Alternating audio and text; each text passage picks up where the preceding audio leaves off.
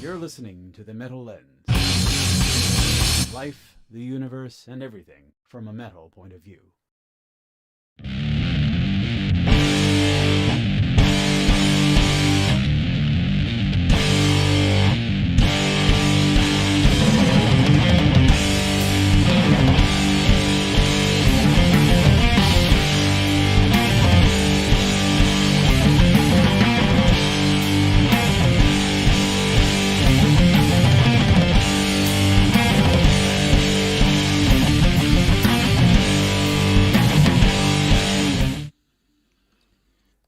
My goodness gracious.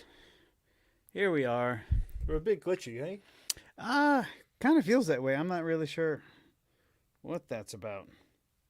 Huh. What? Metal Lens. Yeah, we kind of had some technical issues last week, too. Oh, but, God. I blame Cox Communications. Yeah, probably so. For that. I don't know what that was. It just kind of... Nonetheless, folks, we are back. Yeah, we're back. Which can only mean one thing. It's Friday. It's Friday. The 11th. Yep. February 11th. Happy birthday, Zach. Happy belated birthday to my mother. Old mother. Zach? 3/4 of a century she. Oh, Zach. I don't know. My buddy Zach's birthday. I didn't even wish him an actual birthday today, but I'm just remembering it now. So, whatever. He's over in Asheville. He ain't listening to this. Nah, Nashville. Yeah. Oh, Asheville, not Nashville. Oh, okay. Asheville. That's North much Carolina. better. Yeah, I agree. But yeah, here we are once again, the depths of hell. So yeah, we got some shit going on. We got some news. We got some ignorant stories. Some albums to look at. Mm-hmm. You know, the things that we do. Yeah, we're trying a few new things here. We got some different shit going on Twitch and YouTube.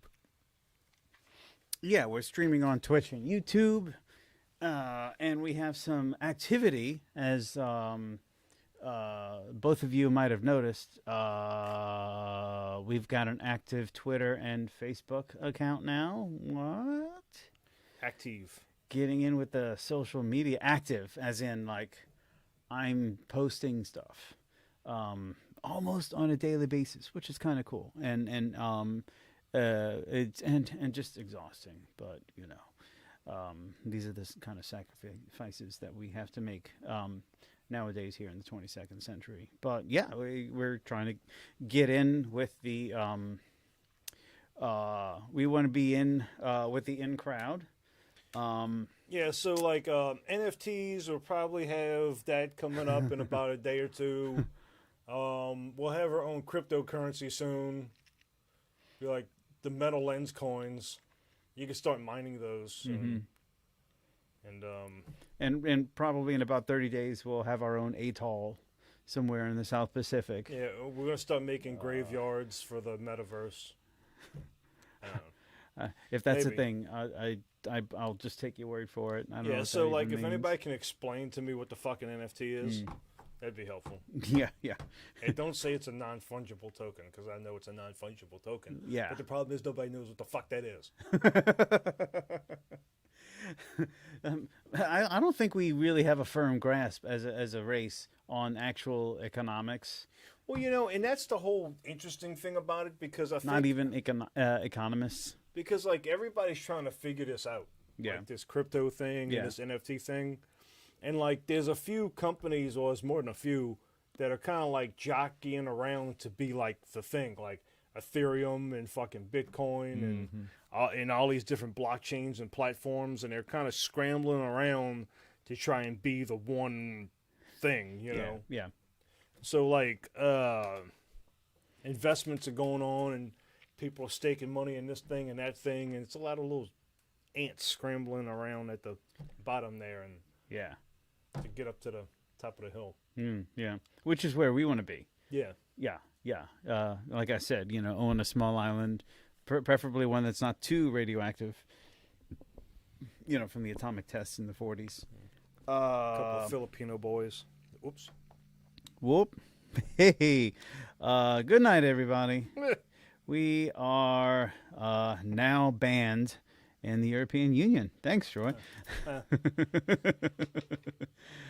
Just kidding. We actually probably went up a couple notches in the EU.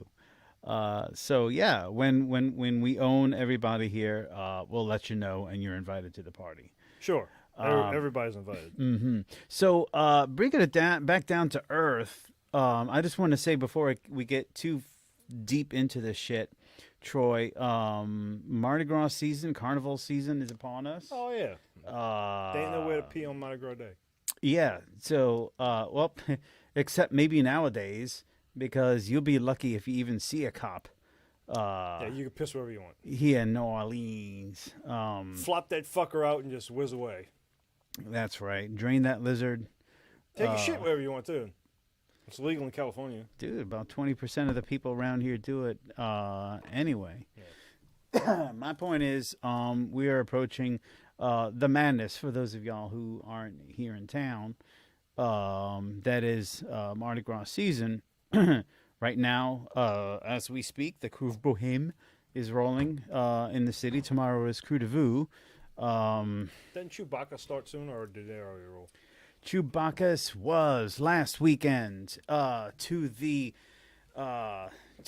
grievance of many. Did you hear about that? Them shorting the route? Mm-mm. Oh, okay. So a little local drama. Look, you got a little message there. Oh, we got a chatter here. Oh. Here on the in the metaverse. I'll just. You want me to respond? Go to bed.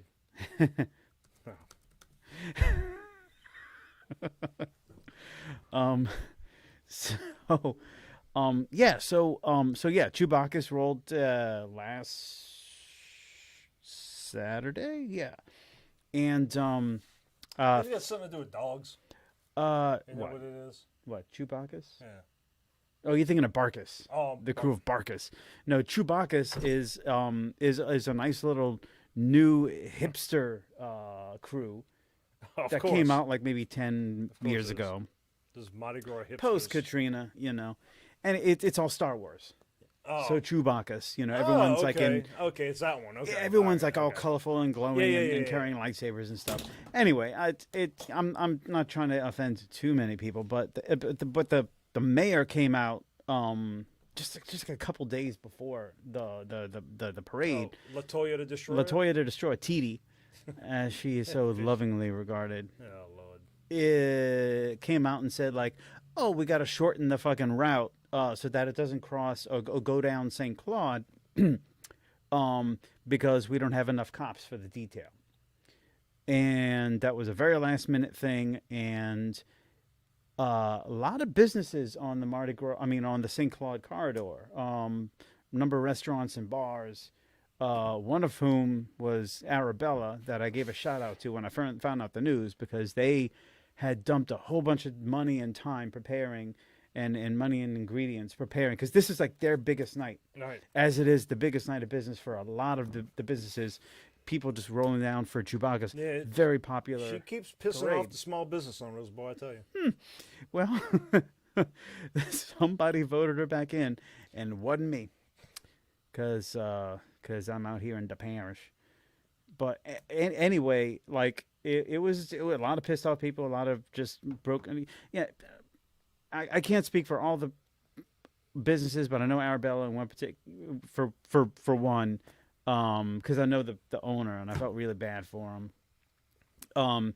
They, community kind of came together. They gave him a bunch of business. They just exploded. They did probably better business they even predicted. So good for y'all. Good for the people for coming together to basically say like our dictator, our mayor are not gonna just spoil and ruin their fucking businesses, or at least impact them in a negative way because of like poor planning and poor whatever the case is. But the fact of the matter is, lots of crime going on right now.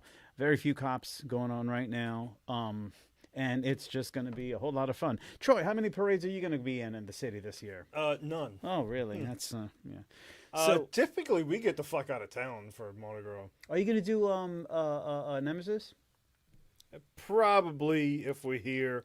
Okay. We probably will, but when is it? March? It's like March. No. Because Mardi Gras Day is like the 29th. So it's going to be like the 22nd or 23rd or something around that. The 29th of... It's February. It's Mardi Gras Day is the 20...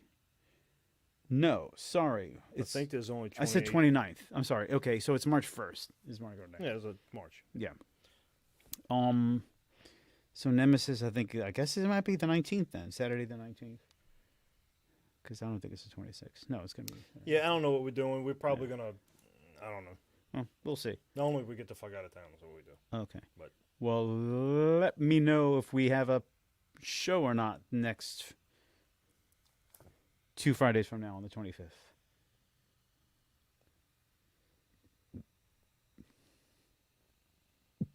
Yeah, we should be good to go for that. Okay. All right. Well, anyway, that's what's going on locally. All that Mardi Gras madness. So, we may be coming in again for the next episode on the 25th, just a few short days before Mardi Gras Day. We'll see. We'll definitely let you know. I'll keep you posted. I'll wear my Mardi Gras beads. Yeah. I'll show you my tits. Yeah. Then I'll throw my beads at you. There you go. That's how it works. We'll keep you posted on the social media, Facebook, Tits and for beads. Twitter. Hey Troy, how about I do an Insta? Should we do Instagram too? I don't know. Who knows? We'll see. I don't know. Does anybody really go to Instagram anymore? I don't know. You know what we should do? We should get like a Tinder account. That's a dating app. Oh yeah. Well, yeah. We should definitely do that. Who wants to date the podcast? Who wants to hook up? Like, what the fuck is Tinder? Well, okay. I guess your boy went to bed. Yeah. All right. Well, fuck all this dribble. Why don't we move on to some metal news? Bud.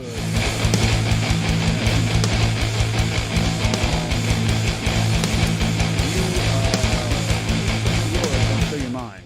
Okay. All right. I think you had this one too. The obituary. Yes. Obituary. Obituary is the only reason I marked this. I mean, because they're not like I think the closest they're gonna come to here is like Alabama. I think. It's not a huge tour or anything, but they're going on tour with Gruesome and 200 Stab Wounds. I'm not familiar with 200 Stab Wounds, but Gruesome and Obituary. That's gonna be pretty badass. If you know who Gruesome is, they're like, if you close your eye, if you didn't know any better, you thought you were back in the mid-90s listening to classic death metal. That's exactly what they sound like. So it's really good. Sweet. I like Gruesome. So, yeah, Gruesome and Obituary. Sweet. Right. Which actually, if you go back in the 90s and listen to like old school death metal, that's exactly what Obituary sounds like. Right. Because that's what they are. But, dude, I've seen them twice live. Yeah, loved that shit. They're one of the few bands that like they sound. They record. They sound just like they do in the recordings. Yeah, obviously, each album sounds different, production wise and all that. But I mean, that just beefy guitar sound, guitar tone, that really kind of fuzzy, but like buzzsawy kind of sound, and then his voice, like you expect him, it's like, how does he sound that? There's no way. Dude, he just fucking sounds like that, man. John Tardy, he just he just sounds like that. It's crazy.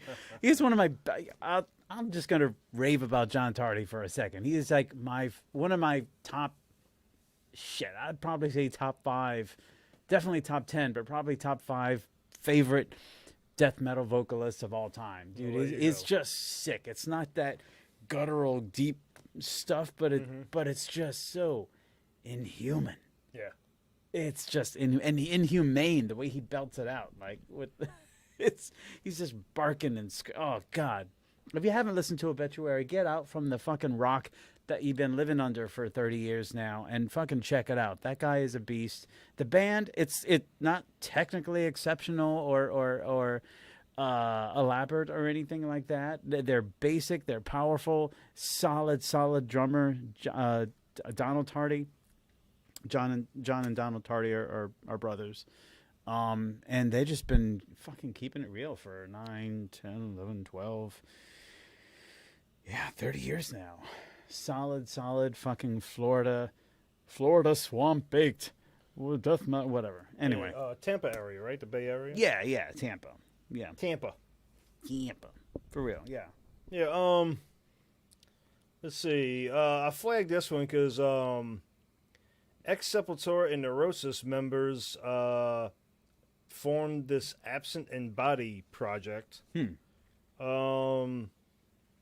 So you got, and the main thing is because it's Igor. Okay. Igor. Frankenstein. Yeah. Scott Kelly, Neurosis. Matthew Veckenkove and Colin Van Eckhout from Menmar. Well, they make up the rest of the band. Okay. And I listened to it, and it's I didn't understand what was going on. Okay.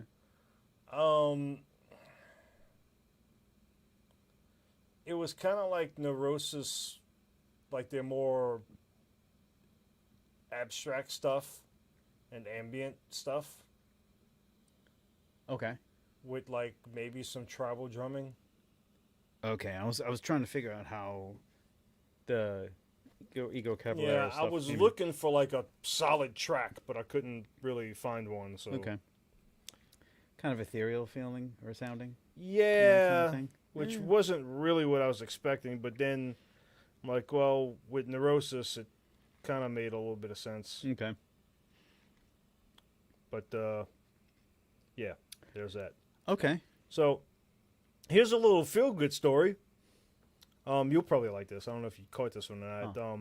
Scott Ian and his 10-year-old son, Revel. Oh, yeah. Are playing, and what was really kind of cute was they were playing Chaos AD. Yeah. Which was one of the first songs we learned together when we first started playing in my dad's garage. Oh shit! Okay, and so Scott Ian's playing, and what's funny is the 10-year-old plays the drum. The intro, and there's drummers to that. I don't think Joe can still play it. I still don't think he can play it to this day. And I don't know. I don't know. Joe, can you play that shit yet? Well, we couldn't play it back then. And his kid's 10. And he's, he's half our age at the time. Yeah, it was pretty good. I watched it, and it was awesome. I enjoyed it.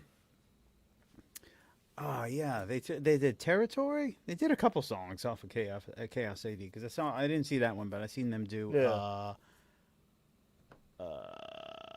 Refuse to Resist. Maybe I can't remember. But anyway, another song off of that album. All right. You got anything? Let me see. That was the feel good news. Here's the feel bad news. Co-founder of Megaforce Records, John Zazula, dies at 69. This comes via Variety. I remember, so he's a co-founder of the legendary metal label Megaforce Records.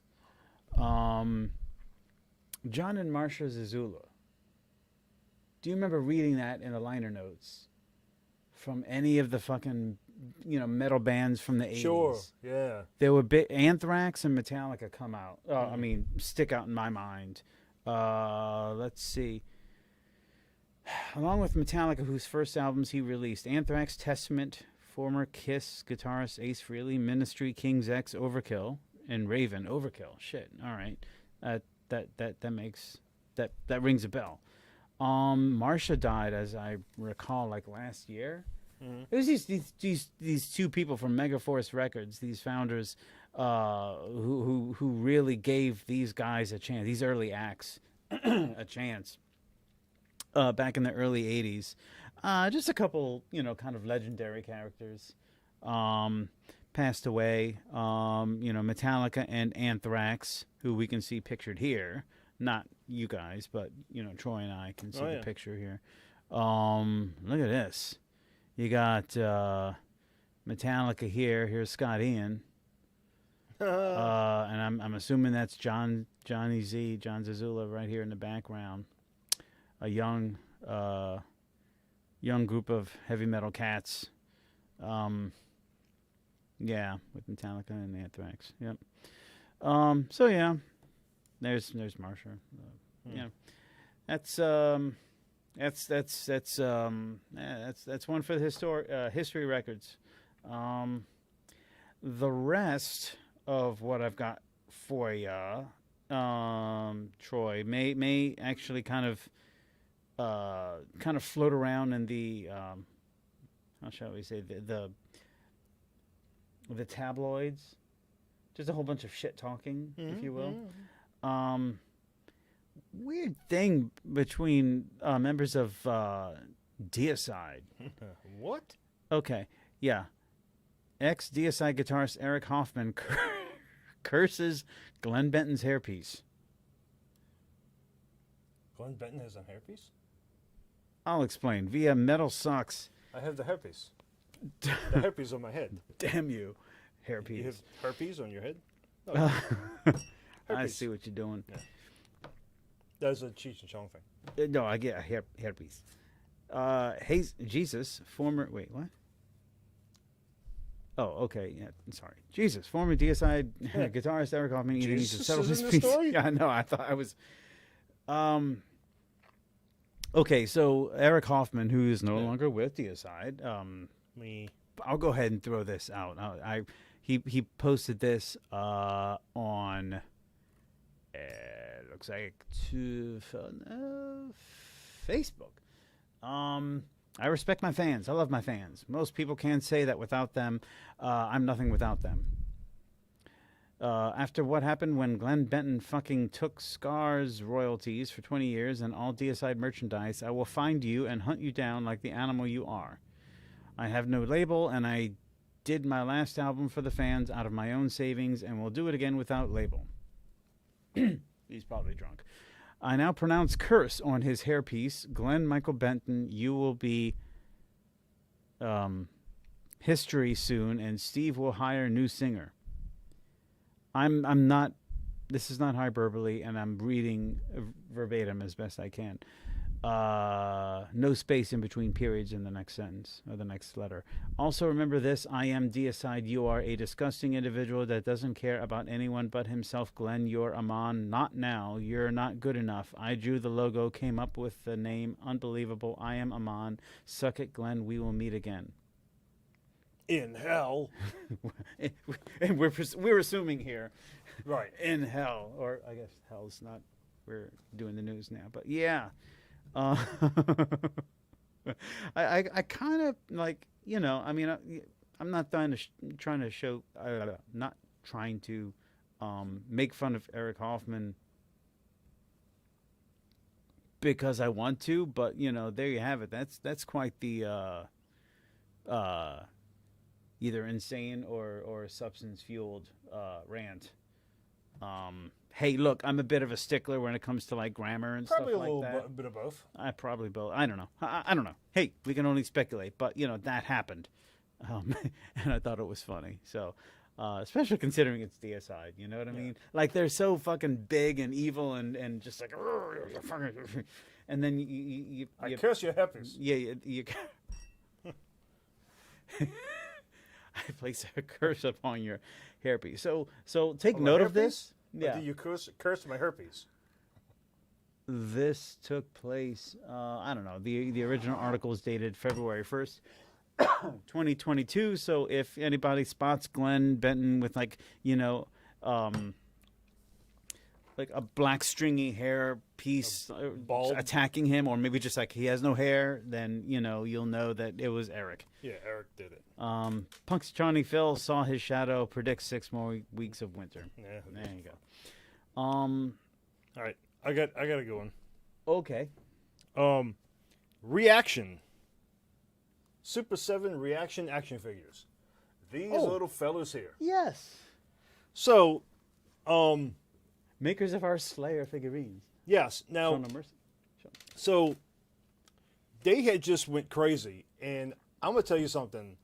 If you're into that a little bit, or if you just for complete nostalgia reasons, which is apparently why they're doing it, and I gotta tell you something. Go on super7.com and have yourself a fucking field day, fellas, because here's all the original fucking G.I. Joe characters. There's some Roger Rabbit things. What? And this is the reason why I flagged it. Cliff Burton. Oh, and fuck. It looks fucking fantastic. It's Cliff in a jean jacket with the black Misfits Fiend skull. It looks fucking awesome. Of course, that one sold out. But there's also... oh, shit, I just lost it. There's also... Paul Bailoff. There's the old Universal monsters. The werewolf, the mummy, Frankenstein. Run DMC. Run DMC has a little... Oh, shit. They got the whole Adidas get up and everything? Or what? Teenage Mutant Ninja Turtle. Johnny Cash has one. What? Grateful Dead stuff. Oh, my God. Cliff Burton, he's got the Misfits skull. Yeah, the ring. T-shirt, and he's got the fucking torn jeans. And it looks like the accessories are his base and a hammer, right? The Kill 'Em All hammer. Oh. It looks fantastic. It really does. Brilliant. Wow. And the thing about him is, all of these, and look, here's Knight Rider. This fucking David Hasselhoff has one. Of course he does. And so, and it's not like it's they're just making them. So all of these are $18. They're all $18. Napalm Death, what? And I wanted to show you that one. They got that one. They got the neon green one. Oh. They have the neon green one too. But hold on, that's Scum. They should have. Here it is. Purple. Where's the purple? Well, there's the neon green one. What, they got Roger Rabbit? Star Trek Next Generation? Yeah. Okay, dude, you know what? You take the podcast. I'm just going to sit here for the rest of our time. Right. And just like browse toys. Thundercats. Peanuts. Yeah, all the Charlie Brown characters. This is fucking... Dude, okay, hold on. It's fucking great, dude. So a couple years ago or Voltron. so, whatever, I brought these out, and they had like a handful of like... They had like they didn't have that much, but like they had some Eddie, cool stuff. like Iron Maiden, Right. and like I think they had like maybe like a King Diamond or something like that. Holy shit! And then they came out with the Misfits. They had the Misfits Fiend. Oh, bro, they got They Live. Yep. They got the Yep. Obey, Submit. Anything awesome you can think about, they have it. Here's all the Lemmy, Motorhead. Oh, bro, look, he's got his. I'm having a total nerdgasm right now. Yeah, 100%, dude. Uh-huh. And everything is $18. Dude, look, they got everything, music, television, movies. Look, I'm just going down the music right now. Look, they got Johnny Cash, Bailoff. What is that? Paul Bailoff. Grateful Dead. A whole bunch of Grateful Dead. The Descendants. Okay, he has a neon green. The Napalm Death, Scum. What they got? Misfits, Ghost. I think I heard about the Ghost. Agnostic Front. What? Oh, that big. Okay. They got Notorious B.I.G. Yeah. Venom. Yeah, like you said, Motorhead. They got that skull thing. Yeah. Misfits Rancid. Fiend, King Diamond. Yeah. Okay, King Diamond. Jesus. Just different variants. Motorhead. There's Eddie. All the different Eddie variants. Look at more Slayer. Oh, they got the dude from Among the Living for Anthrax. Ladies and gentlemen, this is unprecedented. The amount of awesomeness. Yeah, there's all Misfit stuff. Wow. Yeah. Army of Darkness. Anything cool that you can think about. Apparently, Reaction now has an action figure for, and they're all $18. God damn. Yeah. Incredible. Okay, well. So, go check that out. It's fucking awesome. Damn, I don't have the space in my house nor the money in my bank account to pay for the amount of shit that. It looks like we got a message from somebody from Russia. Life. Okay. Right on, man. Yeah, that is Russian. That I guess that's why they have spam filters on these things. Well, I wonder if like he can like. I wonder if our stuff's like closed captioned underneath like in English or whatever. I don't think they can do that. Seriously doubt. I'm pretty sure that's not the case. Well, but then so if you know English, then just never mind. I'm pretty sure they don't. Never mind. Yeah. Life. Cool, man. Well, Right Ver to you too. Rock on, bro. Ver.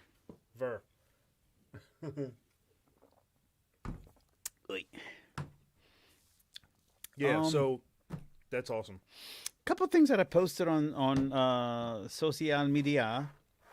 Dave Mustaine threw his 2 cents in about modern music production, particularly around metal, but just like metal production or just music production in general.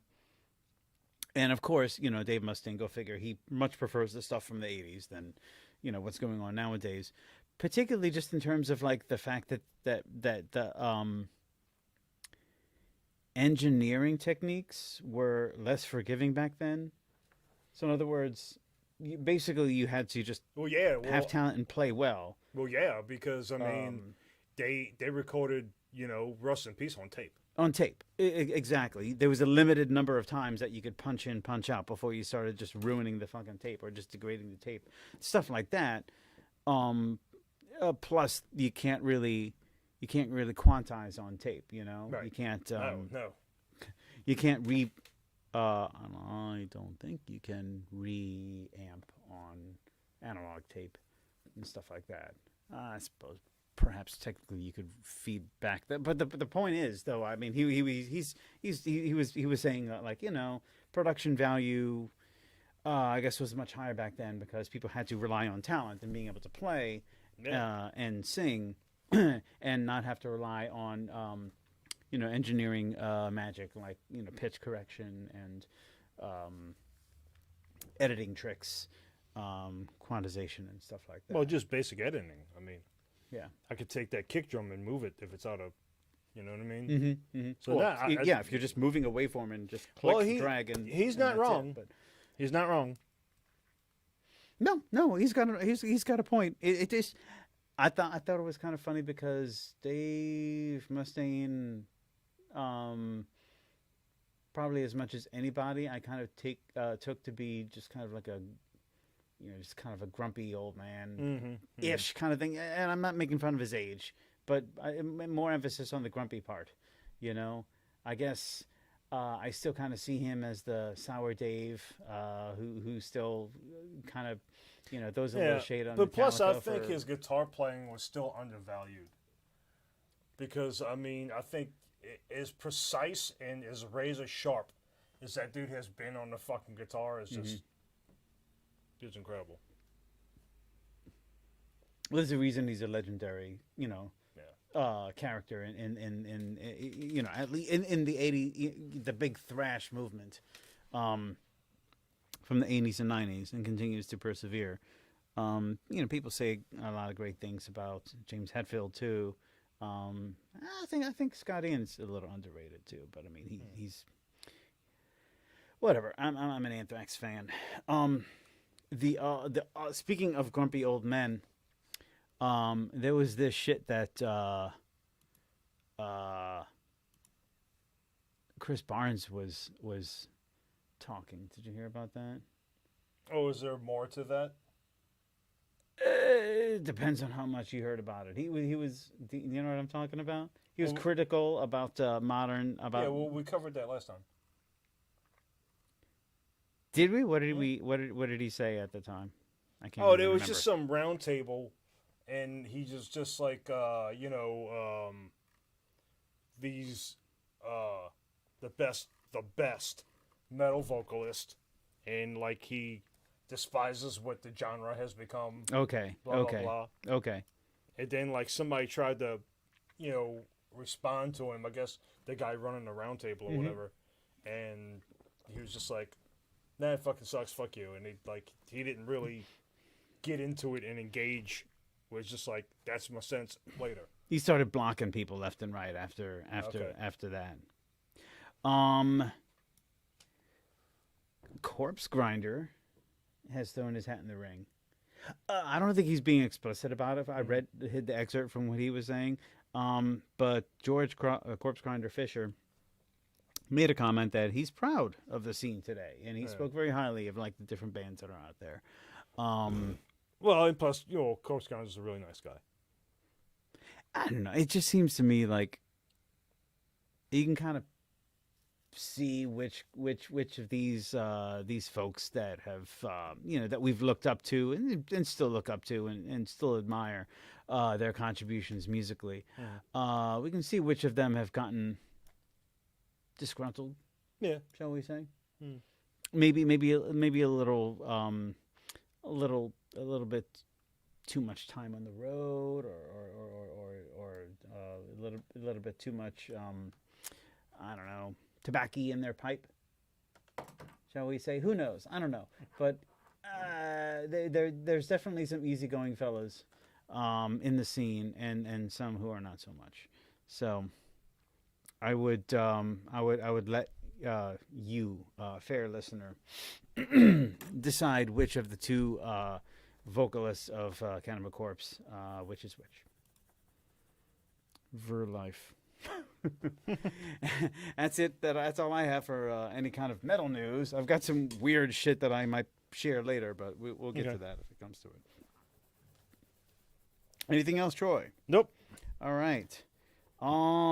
Say, man, what you spinning?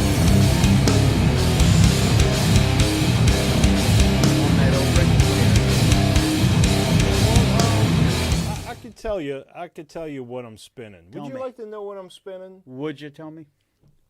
Nothing. I see. Well, that absolutely shut me up. Fucking nothing. I'm not spinning anything right now. I ain't spinning shit. All right. So, like, shit's been a little hectic because baseball is cranking back up and everything with the little ones and everything. And so, things have been a little hectic. So, like, I don't have a really long commute. Okay. Anyway, like, it's like 8 minutes. Okay, yeah. So, this whole week, I've been no radio, no nothing. Mm-hmm. I've just been alone with my thoughts. Ah, yes. And I kind of liked it this week. It's been therapeutic. Yes. Alone with my thoughts. Sweet silence. Yeah, so, what you spinning? Because I ain't spinning nothing. Guess it's all on me then. Well, I mean, honestly, we've mentioned them a couple times already this episode, but Anthrax, man. I've been listening the fuck out of some Anthrax. I've been just dipping old school. I mean, the first album that I bought was Persistence of Time, actually. And then I kind of went backwards after that. I bought Persistence of Time. That was in 1990, I think. Yeah, 1990. Somebody fact checked me on that, but I mean, I think it was in 1990, and it was a great album. It was a very heavy album, and then going into high school, I started, I went backwards. I listened to, or I bought State of Euphoria, and then Among the Living, and then like Fistful of Metal. But I just been getting into it, man. Just kind of going old school and just listening to some Anthrax, man. It kind of makes me feel good, It's nostalgic, and not so much anything after that. I mean, I listened to Sound of White Noise. I bought, I had Sound of White Noise. I think I have like one or two albums. Persistence of Time was 90. That was 90. Okay. Euphoria, I think it was like 88. Um, Among the Living, I think it was like 84. Seems Yeah, like Euphoria was 88. Okay. Fistful of Metal was 84. Okay, so Among the Living. Spreading was Disease 86. 85. Spreading the Disease is one that I was missing. All right. Yeah, a good. I mean, it's not for everybody, I guess. I mean, I just, what can I tell you? I bought it like in 8th grade, and I just loved it and got into it, and it just kind of stuck with me ever since. You mentioned Scotty Ian earlier. Yeah. They're just, I don't know, they're just a solid band and a fun band. That's the one cool thing about them. They've always been really fun to listen to. So I've been just digging the fuck out of a lot of Anthrax. What else have I been spinning?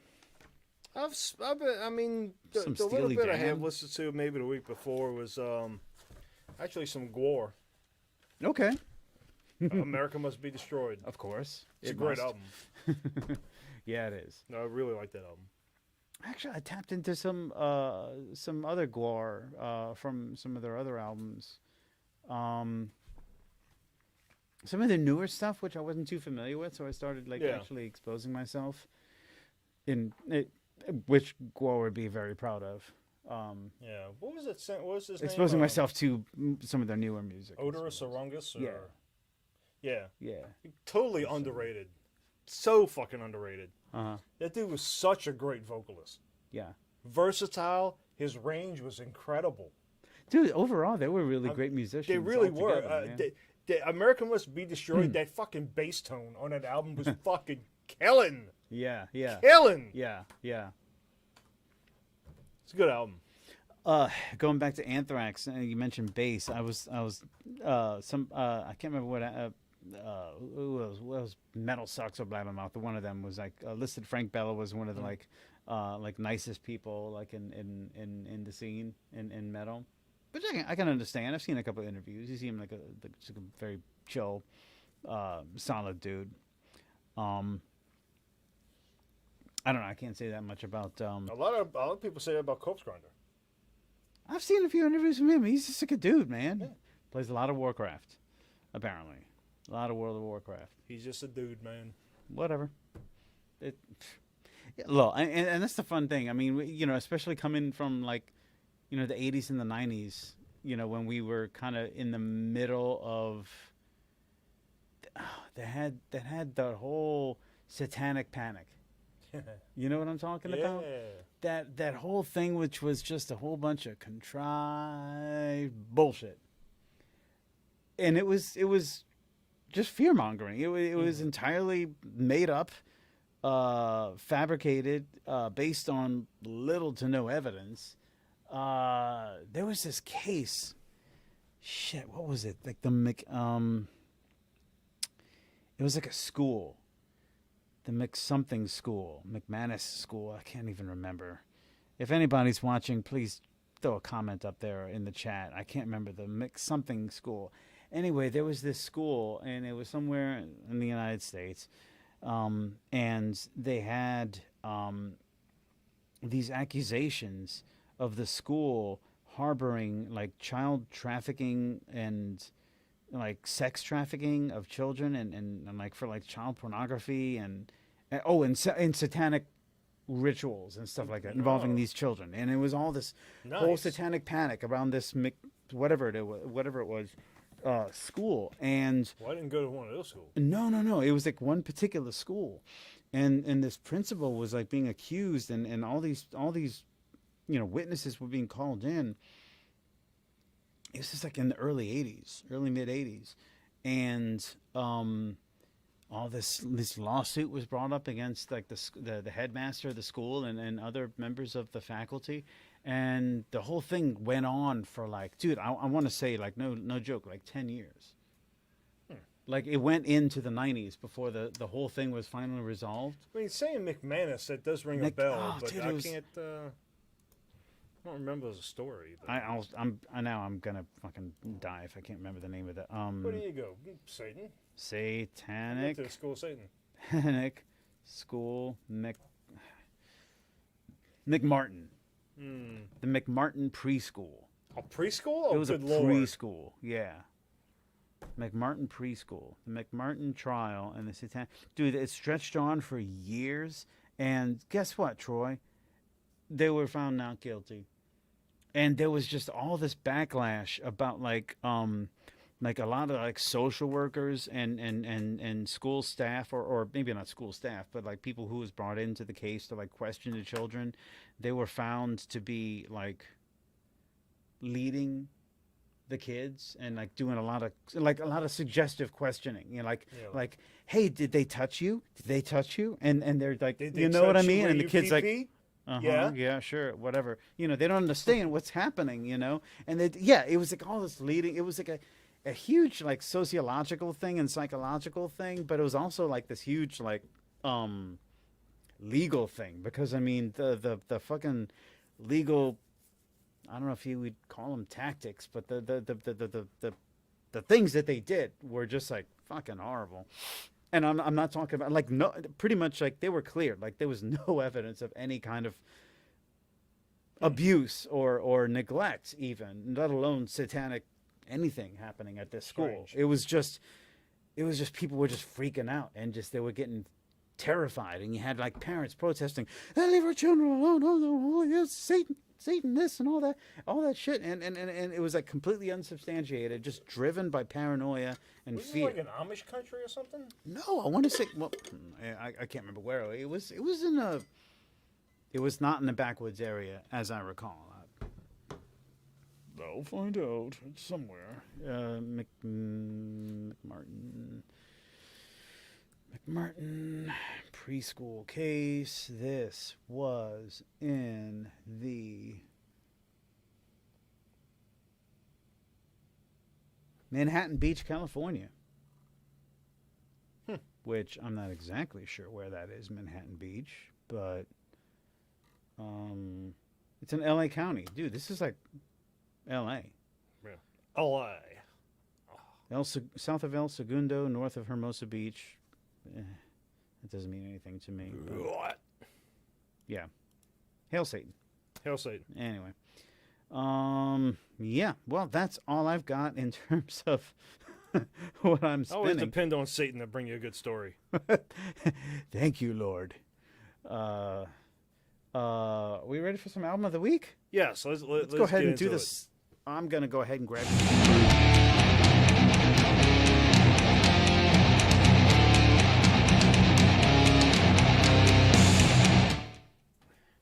So we got a good one. Each episode we kind of scratch our balls and just try and figure out which one we're gonna do. Not necessarily in that order, but we got a good one. It's Danzig's opener, Danzig self-titled, which came out in 1988.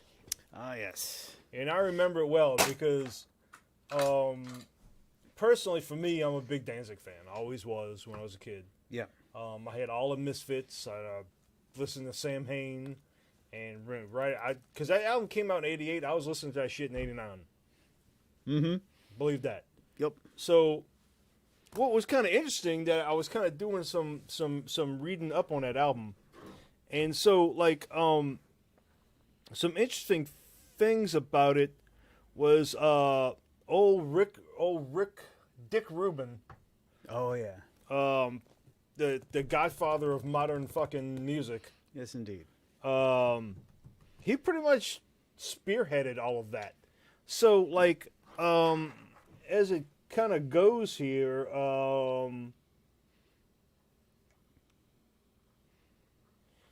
so they were playing in New York City, and Rick Rubin was scouting around to find bands for Def Jam.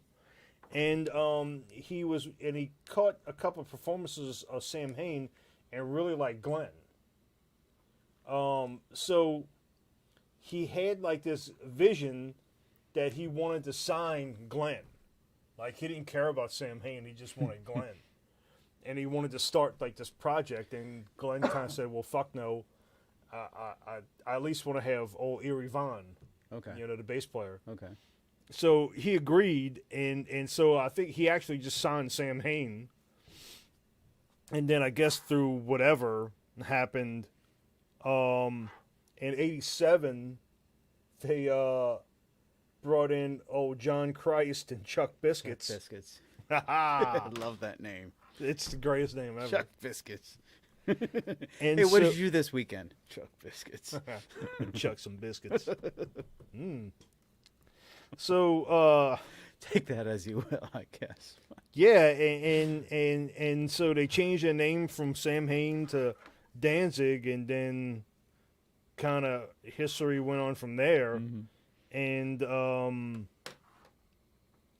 you know, it's kind of interesting because in '94, the title song "Mother," everybody knows "Mother." Oh yeah. You know, and that was it was like, I don't know. I remember having mixed feelings about that because I was like, "What? This came out in '88. I know when it came out. Why is this a fucking MTV buzz clip in '94?" I remember the when you saw it on the video and it was like them playing live. And It was kind of a live version of it, yeah. but yeah. So, you know, all those years later, they were still getting, you know, success off that album. But what a great fucking album from beginning to end. John Christ, oh boy. Okay, hold on. Those fucking Was that a Mockingbird he played? yes. It was a Mockingbird? It was a Mockingbird. No, it was a Rich Bitch. Could never remember the names of the different models. Wait, that was the one that had the pointy spikes, right? Yeah. No, I'm kidding. Yeah, They all had pointy but you know, of course, he might have been a Mockingbird, and then I guess he got a signature model. Bitch, which bitch, rich bitch. Hey man, look who's fucking chatting with us right now. Oh no.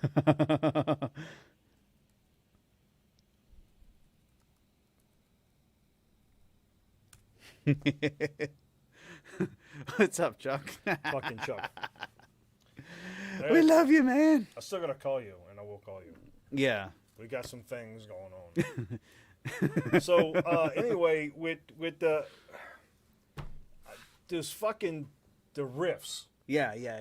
on that album, they were so fucking tasty and juicy Oh, just like and evil all at the same time and sexy.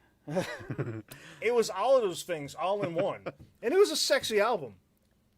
sure. It really was, Oh, yeah. and from beginning to end. I Yeah. mean, and so another interesting little tidbit, and I don't know where it went, but so like you know, Twisted Cain In Possession. Uh-huh. Possession. Well, guess who did the backing vocals?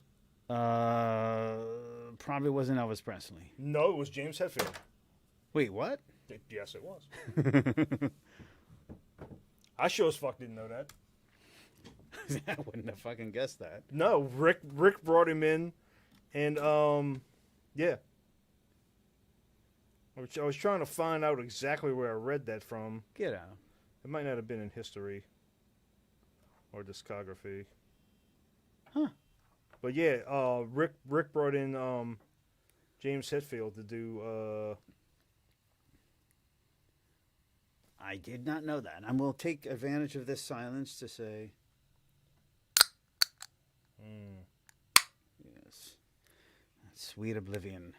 This podcast, Beckon you. as always, is brought to you by Alcohol. alcohol. Enjoy. So yeah, James Hetfield did those vocals, and it's kind of weird because I can hear it right now, the backing vocals. And I would never pick it to be James, but In Twist of Cain? yeah, I can kind of hear it. yeah, Whatever he's saying. yeah, whatever it is. Fuck. Mm-hmm. That is crazy. I'm going to have to check that out. Listen to that. Reevaluate my myself as a man. Oh, I was listening to it not too long ago, Uh-huh. and I always put a few A few Danzig songs on my playlist. Oh, fucking right, dude. We was actually hanging out at Brew Carré earlier, and they had Last Caress come on, There like you the the original the Danzig version. Mm-hmm. I thought it was kind of funny to think like the lyrics to that song, and then like some dopey tourist walking in, going like, "I got something to say," killed your baby, whatever. They probably wouldn't have noticed. Baby, anyway. My heart's on fire. That's what. Well, That's Chuck. Yeah, buddy. My favorite. Oh yeah, he's at the firehouse. My favorite firefighter. Well, my balls are on fire. Firefighter. There you go. It might be something else, but test results are pending. Send engine number 69 our way, please. I might need a hosing.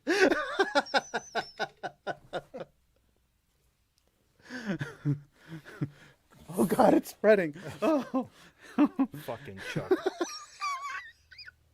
Okay, we can just have fun with this. Look, okay, so one of our old buddies from playing the heavy metal music here in New Orleans is chatting us right now, and elsewhere. We've been on tour a few times. And that was my tour buddy. Mm-hmm. That was that. Yeah. Aw, good buddy. I haven't seen you since Carl's benefit show. Actually, yeah, and I really wanted to go to that city or Central do City. Yeah, that was killer. That was a great show. I stayed outside and bullshitted with people the whole fucking time. Yeah. I think I went in, paid, and just no disrespect to the bands, yeah, but I mean, I regret missing. For me, it was just like a catch up with everybody, sure. Chuck included. So hey, man, hope you have a chill evening, and there's nothing going on. Red beans and rice. That was. You remember? I think I even told Chuck this. I wanted to do a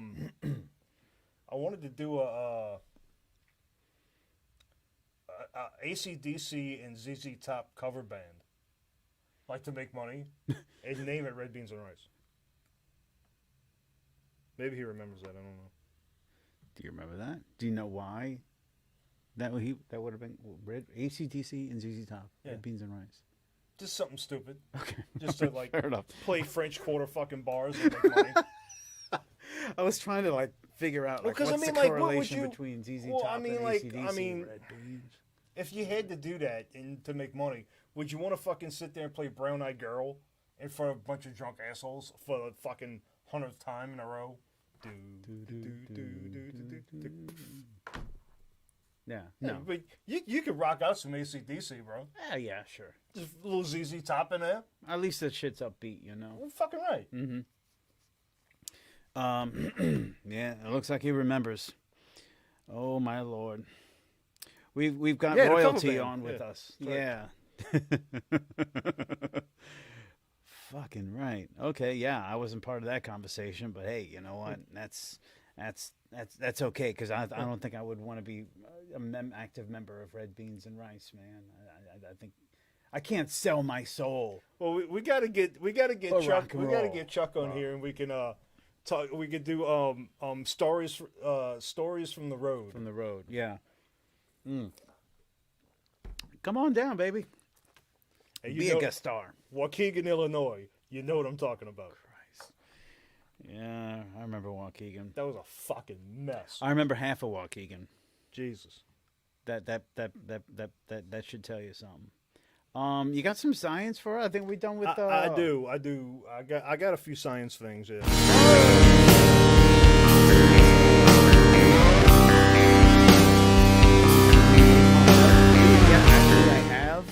They did this like slow dirgy kind of thing. Napalm Death put out a new track. I guess they got a new album coming out. I should have remembered that. Thank you, Chuck. They got some new shit coming out. Actually, a few bands are coming out with some new shit. We just don't have a segment for that, and let alone a stinger. But Napalm Death's got some new shit coming out, and they put out a single. It's just this like slow fucking. It's got like this like industrial sounding shit to go into it, and then they've got like it's predominantly like you can hear the distorted bass. That's really way front in the mix. It's just and then just like this ghoulish sounding vocals.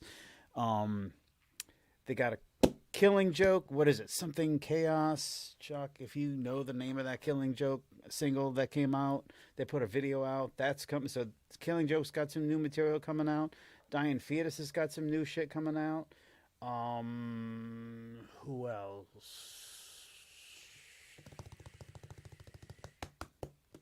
Those are the only ones I can think of right now. But yeah, they definitely got some cool shit coming out pretty soon.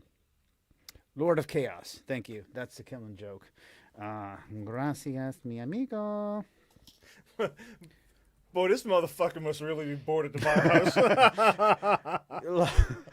No, I can't be chatting with you all night. Please, somebody burn some shit down. I'm sorry, that's terrible. Yeah. No, please don't burn. So anyway, respect each other and property and so science. Forth. Yes, science. Science shit that no one else cares about. Go for it. So, solar storm destroys 40 new SpaceX satellites in orbit. Yes, I almost. Okay, so like, we know that the sun has its time periods where it's more active and spits out its little coronas, solar flares. Sure. And that impacts us. But apparently, one was so big, and of course we didn't notice it or really. Because it just happened, but felt a little tickling in my lips. But a little bit. Yeah, that's about it. And my balls hurt. What? and Plus, so I'm blind. It's just a third stage of syphilis. But so like that was like the thing about this whole thing that was kind of strange was like that was like 40 fucking satellites. Okay, and they're like, probably like $1 million a piece or whatever. But apparently it's all a part of that fucking Netlink thing that so they can beam the fucking internet from space back down or whatever. Yeah. So it's available to everyone. Well, not anymore. Well, not anymore. But hey, dude, maybe that's what's been going on with fucking cars. Maybe that's why we've been glitchy. Oh, let's go ahead and blame the sun. It was the fucking sun. There you go. But yeah, so like, I don't know. You can track it. I know there's apps, and you can track. There's a lot. Dude, I don't know what the number is, but I'm gonna fucking look it up because, that was just 40. Yeah, 40, and like we haven't lost internet completely. You know what I mean? Oh no, that was just his particular network. I mean, that's like that's right. That was like just for him and his shit. Yeah. So like. So I'm gonna go ahead and like I don't know, global satellites. Mm-hmm. Like how many do we even fucking have? Oh my god! And it's probably a lot more than you think. As far as like man-made objects floating around in orbit. Yeah. Okay, so this is what's interesting. Well, I mean, okay, so how much? Fuck, I don't know. Please look that up because that's kind of interesting. God knows how many tons of man-made stuff is floating around in orbit around the planet right now. I was reading this article written by, I want to say it was like some physics student in the UK. It was called very frankly, How to Destroy the Earth.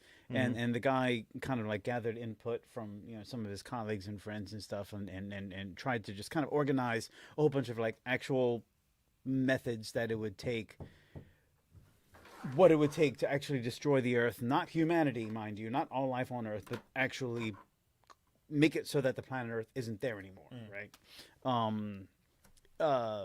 One of them was what was it? like a mass like a mass railgun. Basically, the idea is to just dismantle the Earth one piece at a time by launching by railgun, the entire Earth en masse, bit by bit into space. And the speculation, because it's all speculative, obviously, like none of this could really happen nowadays based on current technology. But he said, interestingly, we've already started doing that accidentally because we've started putting things together, launching it into orbit. Yeah. Right. And if we were to start, say, colonizing other planets and stuff, we're just doing it more, one spaceship at a time, one colony at a time. You see what I'm saying? Well, yeah. I mean, we're all part of the mass of the Earth. And just because I'm a human being and I'm now, on, some planet miles, light years away, as opposed to some chunk of rock that's being blasted off on a railgun, we are kind of slowly, eventually, working towards destroying the Earth by taking it apart bit by bit. Not to say that we're going to eventually just deliberately tear it apart, but to me, that's kind of like a very kind of nerdy, admittedly, but interesting and kind of comical concept that we're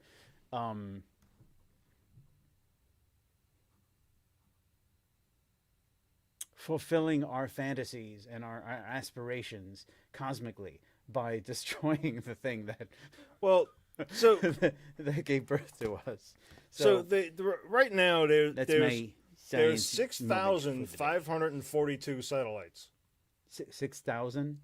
Yeah, so 6,542 minus 40. 6,502. So 6,502 is the latest count. You got to take that 40 out of there.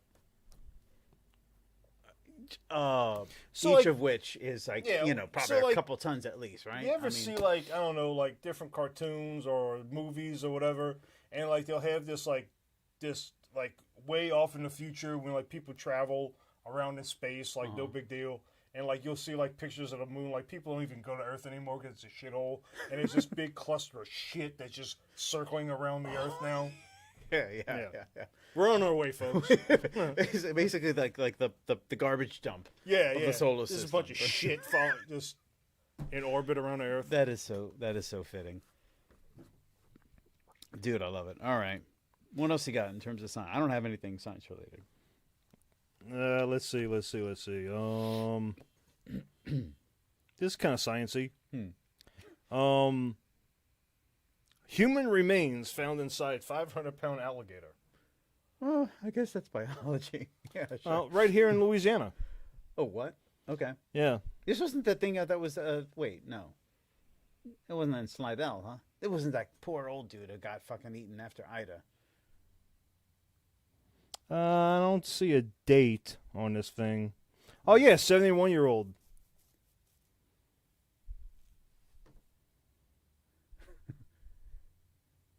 £504 alligator. 504 pound? Yeah. Alligator? Where at? Doesn't seem to say. I'm assuming, because I kind of remember that, and I'm assuming it probably is that thing in Slidell. Well, yeah, because they had, all right, so there was that story after Ida. Apparently some elderly gentleman up in Slidell got ate by an alligator. Well, we couldn't find him. They couldn't. He disappeared, and then they found him in an alligator. Inside of an alligator. Let's see. I'm just kind of curious if that's the same story. I'm pretty sure it is. All right. Well. All right. Well, here's something else. Goddamn satellites! My phone won't load. Oh, come on, internet! Don't fail us now. You've got 6,502. And I'm sure all of them are just working on our internet. American scientists have announced another step toward producing energy from nuclear fusion. Oh, yes, I did. I was reading about some fusion. So they were able to cause a fusion reaction that sustained itself and produced energy for a short period of time. Because most of the time when they do this, it's not very. They can do it, but it's not very sustaining. But apparently they did a lot longer. They took a big step in doing this. So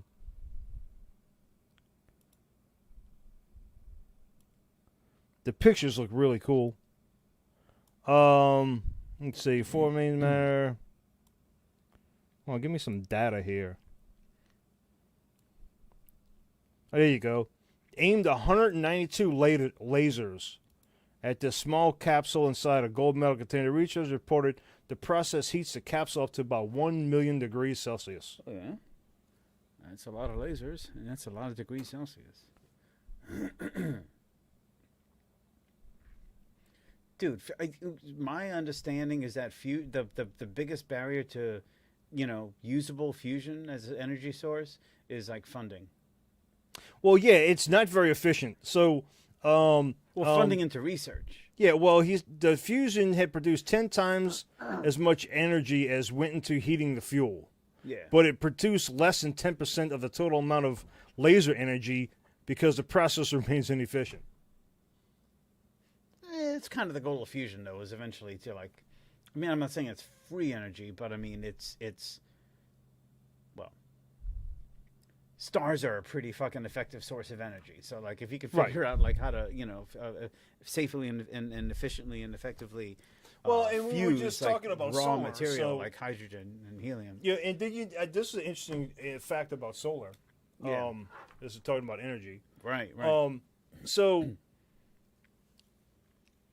did you know more people die from solar energy than nuclear energy? Nuclear energy is deemed to be the safest form of solar energy kills more people than nuclear. How so? I'm curious about how it does. Falling off of the roofs, installing the panels. That's not That's not funny. That's not funny. That's why. It's not funny. It's not funny. It's a fact. It's not funny. But no, but it's not funny.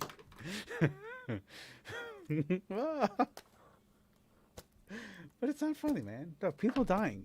Look, Troy, people are dying because of solar energy. And you're going to sit here and laugh in front of countless people on the airwaves and the internet and shit?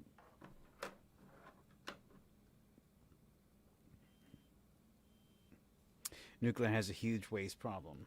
Yeah, well, so does my Uncle Fred. I mean, he's Yeah, but you just dump that in the rivers. Yeah. It's fine. Does anybody really care about the Ukraine? Really care? Come on. They got so many. I mean, all those mines. I mean, yeah. No one cares. No one cares. There's nobody swimming in the lake. You can just put it in there. Yeah, exactly. That's what outer space is for. Right. Dude, just launch it into outer space. Which is another example of us slowly dismantling the Earth. Take all the nuclear waste, blast it into outer space. So I got some. I got a little small collection of some weird stuff here. Maybe nuclear waste is a little bit of a problem, but Mind-controlled necrophiliacs. Hold up. What? There is a type of fungus that affects houseflies. It eats them from the inside out, consuming the flies' bodies after hijacking their brains and making them climb elevated surfaces to disperse the fungal spores, which is what most funguses do. Dude, fucking parasitic funguses are all about making things climb up on trees. And disperse spores, and it's a cycle. Yeah. So, circle of life. but even after infected females have died, the fungus still has use for the corpse. From inside each corpse, the fungus emits a scent that lures male flies and compels them to mate with the dead females in order to distribute the fungal spores even more widely. That's the necrophiliac part. Yes. So, whatever, dude. I mean, we covered because, in Capsizer, we wrote a song. Oh, that's right. I forgot about that. Was it Walker of the Slow? Yeah, with the ants, right? No, it's the snails. Snails. All right. There was that mind controlling parasite. it's a bird snail cycle. Yeah. So the bird would shit on the forest floor with this parasite. The snail would roll over the shit, and the parasite would get in it, and the parasite goes up into its head, and it's like a little bright-colored worm thing. You kind of see it through its skin because it's kind of translucent. Yeah. And then it would force it up a tree, which it would never normally go. And it would go up the tree, and the bird sees the parasite, the little worm, and it pecks it out. And a lot of times, the snails will survive. And they'll go back down, roll over shit, do it, and they'll just keep doing it all over again. Yeah, yeah. Zombie snails. Yeah. Zombie snails. That's a fun thing to look up. Just look up zombie snails. And I'm pretty sure there's like ants and wasps who have or are part of similar there is something about ants in here too. Processes or whatever. It's funny, Troy. I'm thinking like, oh yeah, here's an ant with a rectal mushroom.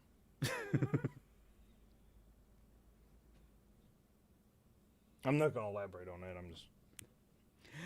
Show me an ant with a rectal mushroom. I'll show you a guy who has had not enough to drink. There you go. All right, there you go. Just show the camera, dude. We gotta. There, folks, is an ant with a rectal mushroom. Yay.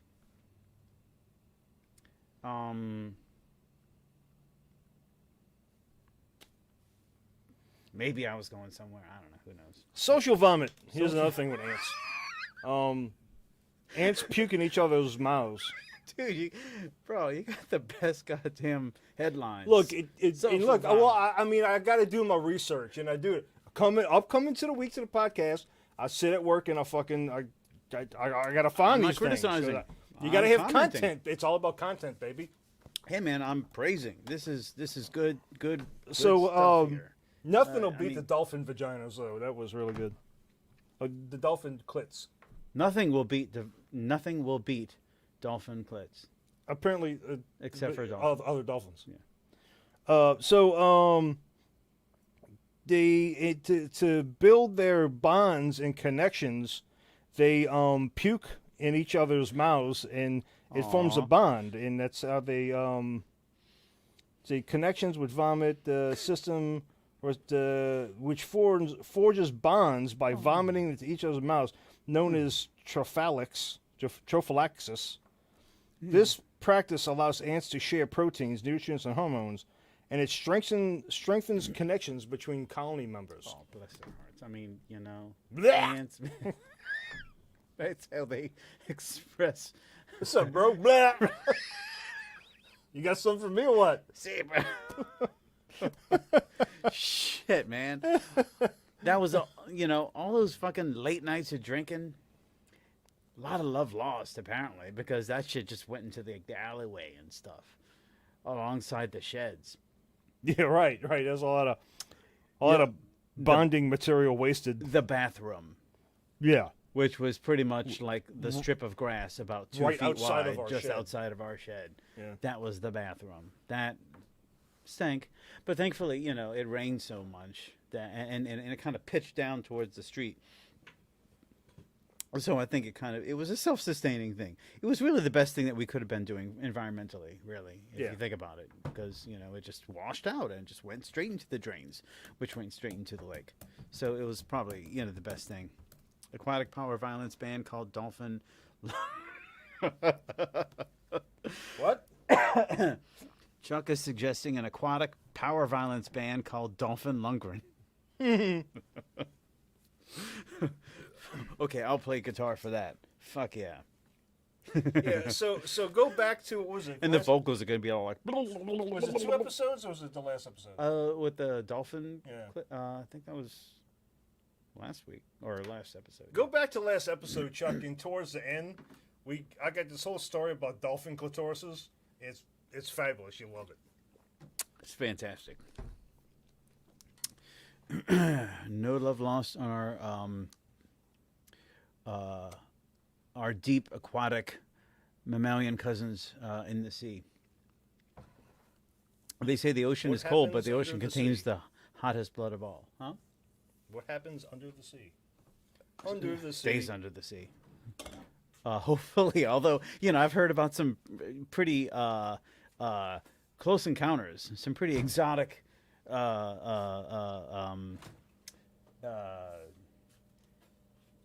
I don't know, how should we call it? Well, it's better to get connections, communion between dwellers of the land and dwellers of the sea. Well, I guess it's Okay, let me just stop with the double I guess entendre. it's slightly better than getting jerked off on by a monkey. People apparently have been, harassed by dolphins, and it's not just like people at SeaWorld. I think I've seen a few marine biologists have had Yeah, but unintentional relations with these guys with the monkeys too and gals. They kind of like ask for it a little bit. Well, I mean, that's. I mean, they don't have, things like politics and stuff to like keep us in Well, check. because they just love the monkeys and the dolphins, and like that fucking movie was it fucking Gorilla in the Mist, and then every fucking fugly fucking ugly ass college chick wants to go to the fucking rainforest to save the fucking gorillas, and gorillas do what they do. You know what I mean? Not really, but all right, cool, man. I'll. Oh, Chuck's in. He wants to do the. All right. Chuck, do you want drums here? Because I mean, I don't think I can swing. Can you do the drums, dude? Oh, we got easy drummer for that. Good. Okay. All right. Fucking right. 2 guitars. We'll do some kind of like polyphonic harmony kind of stuff, and just like make it sound really raspy and I don't know. Fuck that. It's power violins. It's got to be nothing but power chords, and I don't know, man. I'm trying to figure out like what aquatic power violins would sound like. Maybe some chorus or something in the guitar. I don't know. Well, shit, I could play drums and just. Oh, it's got to be fast though. But that fucking. Yeah. About. Any more science, dude? No. Because I'm just realized we're kind of lost, man. Where the fuck are we? Oh. Do you have a dumbass of the week here? I do. Fucking right. All right, here we go.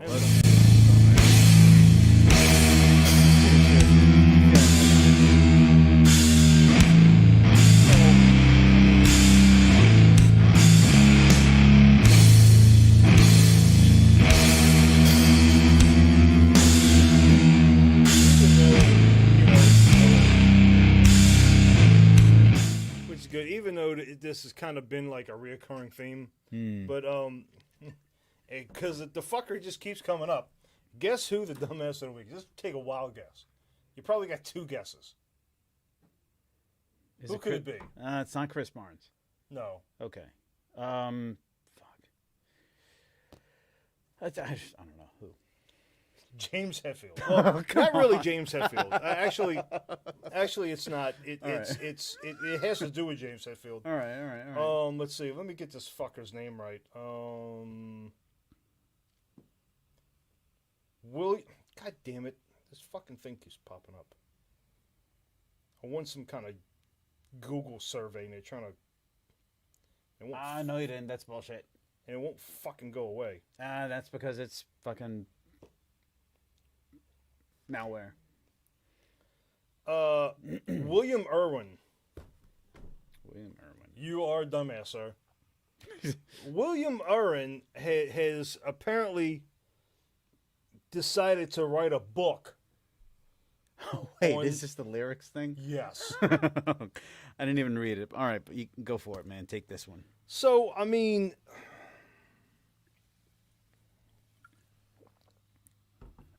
Metallica's lyrics are getting their own book by a philosophy professor. A fucking philosophy professor. Okay, look, we're all... I'm still like Metallica, the older stuff, whatever. But we were all big Metallica fans. Yeah. We all knew the lyrics. Sure. We knew them all by heart. They weren't very fucking philosophical, dude. I mean... So, you want to talk about fucking making something out of fucking nothing. They weren't really complex. They weren't like... Not trying to knock James Hetfield or anything, but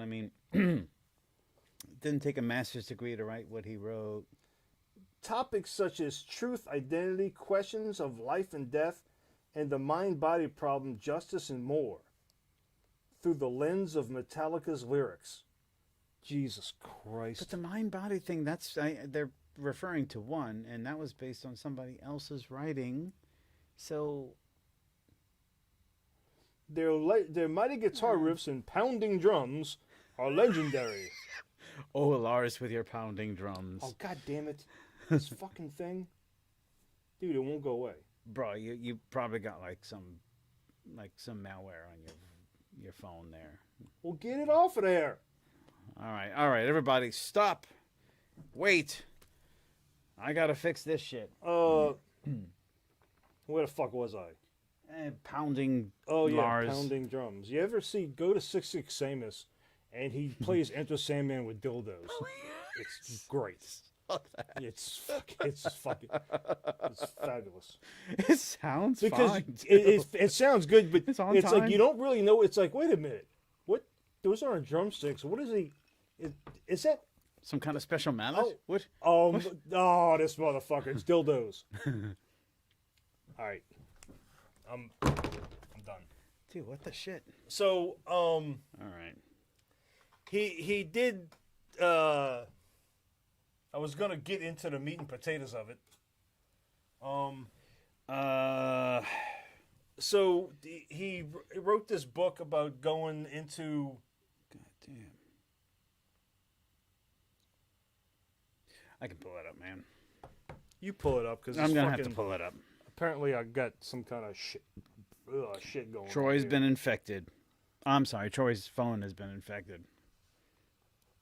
Have you been infected too, by any chance? Yeah, probably. All right. Metallica, lyrics, philosophy. It's off of Metal Injection. Dumbass. Oh, fine. You know.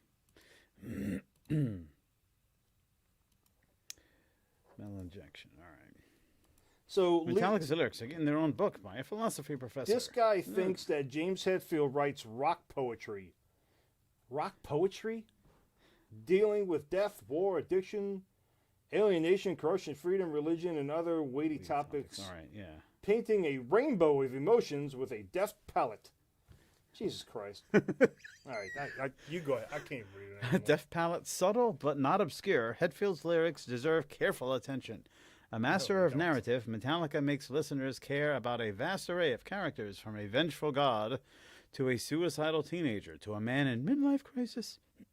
The meaning of Metallica is like a riveting conversation with a close friend, a thematic tour de force.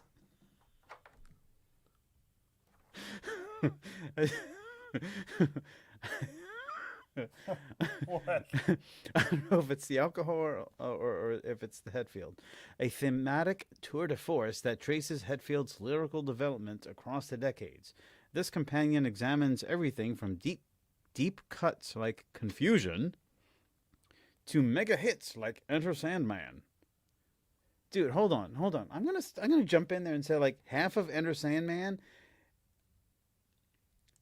is a fucking nursery rhyme, isn't it? Like well, now I lay me down to sleep. Well, yeah, there's that part, but that's not what the whole fucking thing is about, though. But it's not. It's not complex. No, it's not. You know exactly what it's about. Yeah.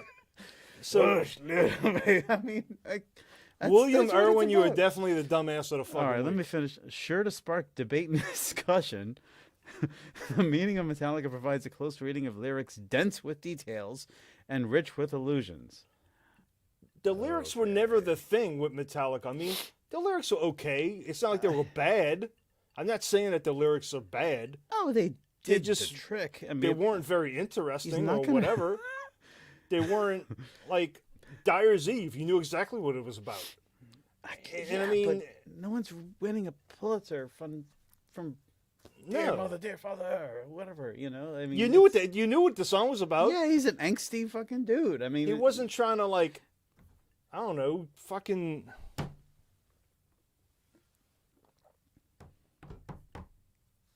Decipher some sleep lyrics or some fucking Bell Witch fucking lyrics. You want to talk about some deep fucking shit? Yeah, you got something there, but I mean, Metallica's lyrics? No. Hey, look, I mean, I will say that lyrics is like Oh. one of the last things that I actually pay attention to when I'm listening to any song. Thematic dirty for us. Saint Anger. Is definitely an RH. What's RH? Define RH.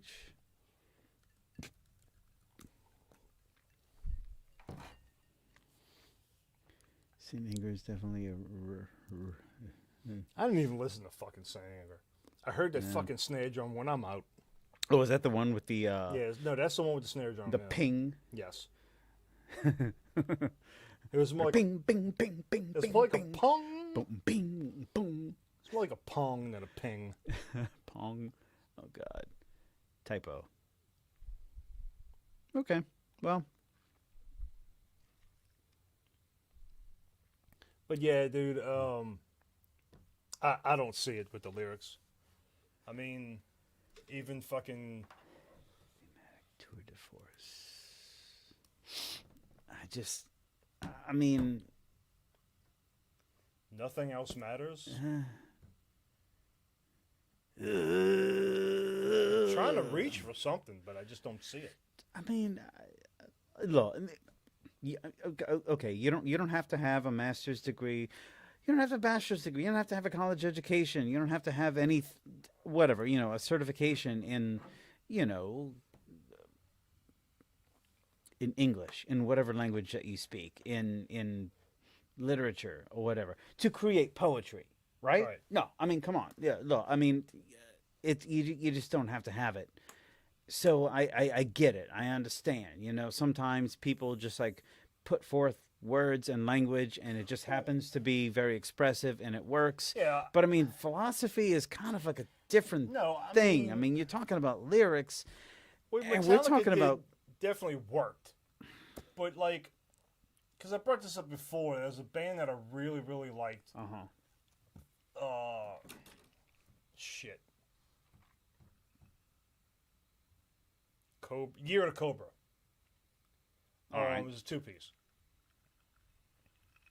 Yeah. The chick played bass. Yes. Awesome. And there's one thing that and her voice was really good. But the fucking lyrical content lyrics was didn't... garbage. All right. It was horrible. Mm-hmm. And like one thing I learned early on is like if you want to write really good lyrics, just try and not use possessive words. Okay. Like, try and say, I really hate you, without using possessive words. Without using I, without using you. Yeah. And preferably without really. Yeah. Yeah. And all of a sudden you got a paragraph. Yeah. You got elaboration. I mean, You got different. And what... it's not that difficult, people. I guess what I'm trying to say is like, okay, regardless of the language that he's using, I mean, okay, so the themes that he's using, okay, whatever, death, manipulation, Drugs. this, that, the Well, other. Like, thank God it's not like there's ever been a fucking metal song about drugs. well, wait a minute, hold on. He writes Jesus. about drugs. It's all right. Let's move on. That was our dumbass of the week segment, Troy. Do we have time? We've been going on for this for a while, man. Shit, almost 2 hours now. I got something else I can throw out there if you want to just really be weird. Okay, And- let's get weird. You want to get weird? Yeah. Say, Troy, I got a question for you. Uh-huh. You ever heard of virtual YouTuber? Nope. Really? Nope. Well, allow me to introduce you to the world of virtual YouTubing, or Okay. VTuber, as it were. It looks Japanese. It could be. I mean, I think that's the predilection that's a tendency. Japanimation. That's the direction that those who are VTubers seem to be gravitating towards. I suppose the whole Japanimation, Japanese anime. That is the black hole that is sucking in this particular population of people. Look, I'm not I'm just learning about this. Like maybe a couple days ago, I happened upon it while I was masturbating to the internet. No, I'm kidding. As one does. Don't look at me. No, I was seriously wasn't masturbating to the internet.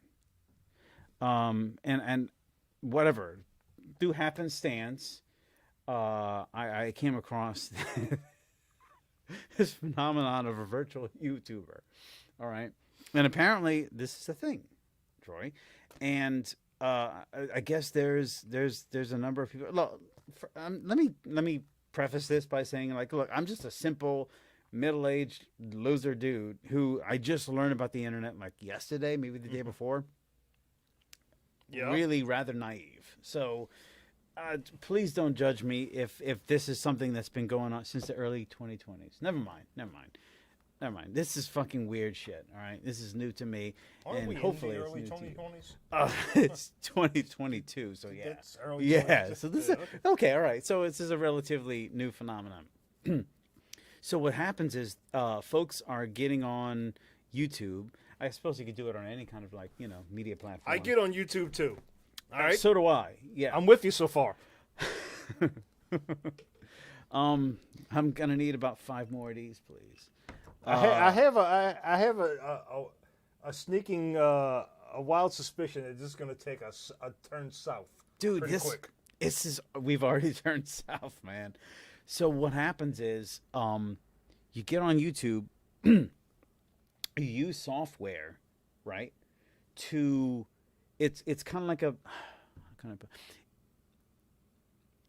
you know how like you get on, you can use like a photo filter, and it'll superimpose like a goofy hat or something on you on your phone or whatever. This jackass at work was doing it today at a meeting we had. Yeah. Okay, so using such technology,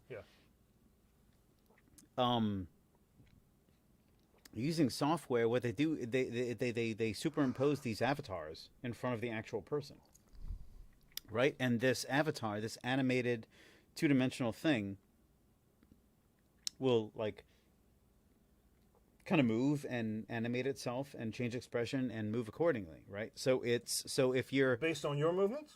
Yeah. So if you're on camera and you're like a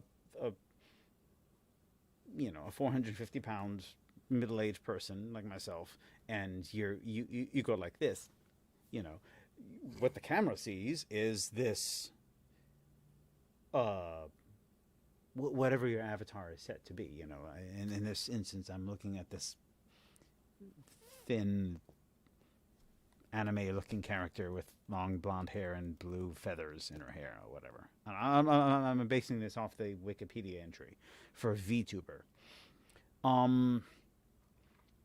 And I guess the possibilities from that point on are fairly endless, I guess, because that's the whole thing. What they do is they are YouTubers, and they're these folks who have made semi-careers, if not full careers, of producing content live on YouTube or Twitch or whatever, right?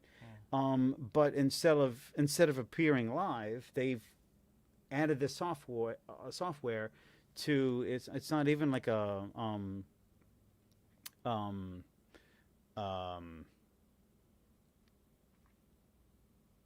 I was gonna say what do they use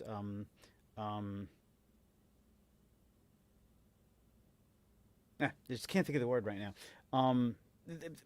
They're just creating these persona, these completely animated 2-dimensional persona, and these cartoon characters. So basically, they are cartoon characters. They're animated. They're up there, and like, hi, I'm Yagusaki, whatever, konnichiwa, whatever, and that's their persona, and that's how they're portraying themselves. Are they doing anything illegal?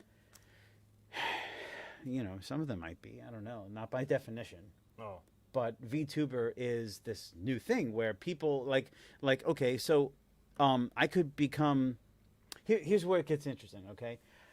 I, the person that I am, could go ahead and start following this character, this YouTube channel, right?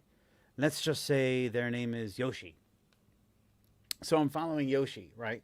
And it's this cartoon character. And let's just say Yoshi. Well, I think that's kind of a male name, but let's just say it's like this buxom anime, like hentai looking character with just like this really hyper feminine shit going on. You know what I mean? And they're acting all this stuff out. Hentai? You might Maybe be. shouldn't mention that. Maybe. But who is on the other side of that camera and that software? Could be fucking anybody, dude. You know what I mean? It could be that 450 pounds. It's anybody, you know, any kind of creep. You know what I mean? You know, and I'm not trying to be like stereotypical or whatever, but I mean, let's let our imaginations run loose. So could you use this in like Zoom meetings? I don't know. I would have to look into the software, but probably. I mean, we're doing things with OBS. I mean, you can easily hook that up into like a Zoom. So this is like a whole community of these people that talk to each other. It's well, I mean, it's YouTube. It's for perfect example. Okay. If we really wanted to, Troy, yeah, we could project cartoon versions of ourselves, and cease to, you know, portray ourselves as the handsome, well-adjusted, you know, human beings that we are now, and just be these cartoonish kind of things. So I guess really what I'm trying to say is, Troy, shall we become VTubers now? No. Okay. Well, but we could. That's the thing. That's my point. Is that we could just decide like, hey, you know what? Fuck this. We don't want to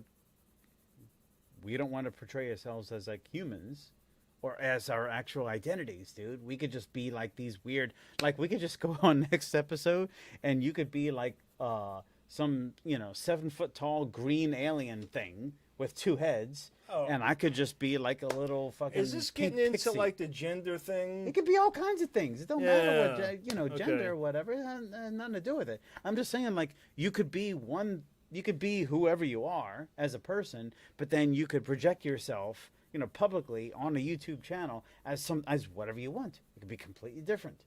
It could be whatever the fuck you want, dude. It's just probably going to be cartoony because, you know, I mean. Well, and you can probably do that in the metaverse. It would probably take a high degree of AI to figure that shit out. Well, you've seen that deep fake shit, huh? Yeah. You've seen that kind of stuff, huh? Right. You could do some kind of wild shit with that. Well, and I mean, I think a lot of this stuff it's all precursors to AI eventually. It's all going to catch up with us. You know, it's all going to become, you know. And that's the one thing that scares the fuck out of Elon Musk. AI. What, AI? Yeah. Artificial intelligence? Mm-hmm. Okay. I thought it was scared of spiders. No. It's AI? It's AI. Fuck. All right. I guess I'm not doing any more trivia nights. So, konnichiwa. Oh, goddamn. That was perfect, dude. When we come back, we're just going to be like a couple sprites with konnichiwa, kawaii. Dude, you know what? If I have the time and the fucking inclination, I'm going to fucking do it, dude. Let's do an episode like that, man. The whole fucking episode.